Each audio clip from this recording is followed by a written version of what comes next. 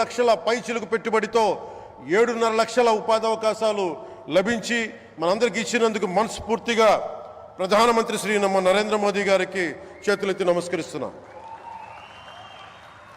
ఇవి కాకుండా కొత్త హైవేల నిర్మాణం, విస్తరణ, అలాగే అమరావతి రాజధానికి పెట్టుబడులు, పోలవరంకి నిధులు, 15th ఫైనాన్స్ కమిషన్ నిధులు కానీ, జల్ జీవన్ మిషన్ కోసం ప్రతి ఇంటికి నీరు, రక్షిత మంచినీరు రావాలి ఆయన ఆకాంక్ష, ఆయన ఆశయం. మనకు గంట కాదు 24 గంటలు రావాలని పడ్డ తపన ప్రధానమంత్రి గారిది. వీటన్నిటికీ చేయగలుగుతున్నాం, ముందు ప్రారంభించామంటే మీరు మా మీద పెట్టిన భరోసా, మా మీద పెట్టిన నమ్మకం, గౌరవ ప్రధానమంత్రి గారి మీద మీరు చూపించిన నమ్మకం. ఈ రోజున అది 2 లక్షల పైచిలకు పెట్టుబడులుగా ఇక్కడికి వచ్చింది. ఎక్కడో మన మారుమూల గ్రామాల్లో 70 సంవత్సరాల పాలనలో గ్రామాలకి రోడ్డు లేదు.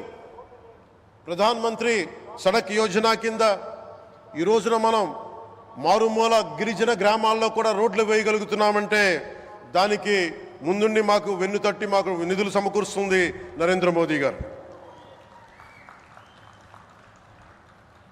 భారతం అభివృద్ధి పదంలో ఎందుకు చేశారు ఇవన్నీ అంటే, భారతదేశం అన్ని రాజ్యాలు, అన్ని రాష్ట్రాలు ఏ ఒక్కరు కూడా అభివృద్ధిలో వెనకపడకూడదు. అది మనకి తెలంగాణ కావచ్చు, ఆంధ్రప్రదేశ్ కావచ్చు, ఆంధ్రప్రదేశ్లోని ఉత్తరాంధ్ర, రాయలసీమ, మనకి కోస్తాంధ్ర కావచ్చు, ఎక్కడా కూడా ఏ ప్రాంతం కూడా వెనుకపడకూడదు. అభివృద్ధిలో అందరికీ సమాన వాటా ఉండాలని చెప్పే ఈరోజు ఇన్ని పెట్టుబడులు. ఈ మోదీ గారి సంకల్పానికి, సహకారానికి, ఆయన గైడెన్స్కి మనస్ఫూర్తిగా నా కృతజ్ఞతలు.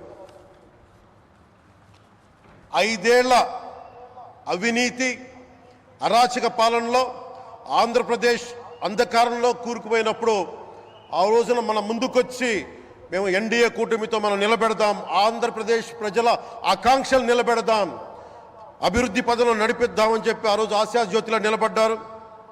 అసలు అభివృద్ధికి ఆస్కారమే లేదు ఆంధ్రాకి అనే స్థితి నుంచి అభివృద్ధి అంటే ఆంధ్రానే అని చెప్పుకునేలా గౌరవ ముఖ్యమంత్రి గారి నాయకత్వం, చంద్రబాబు గారి నాయకత్వంలో, ప్రధానమంత్రి గారి నిర్దేశకత్వంలో, వారి సూచనలతో, సహకారంతో క్యాబినెట్ కానీ, మంత్రివర్గ సహచరులు కానీ, ఎన్డీఏ కూటమి ఎమ్మెల్యేలు కానీ, మేమందరం కార్యకర్తలు అందరం కష్టపడతాం. అహిర్నిశలు రేయం భవళ్ళు కష్టపడతాం.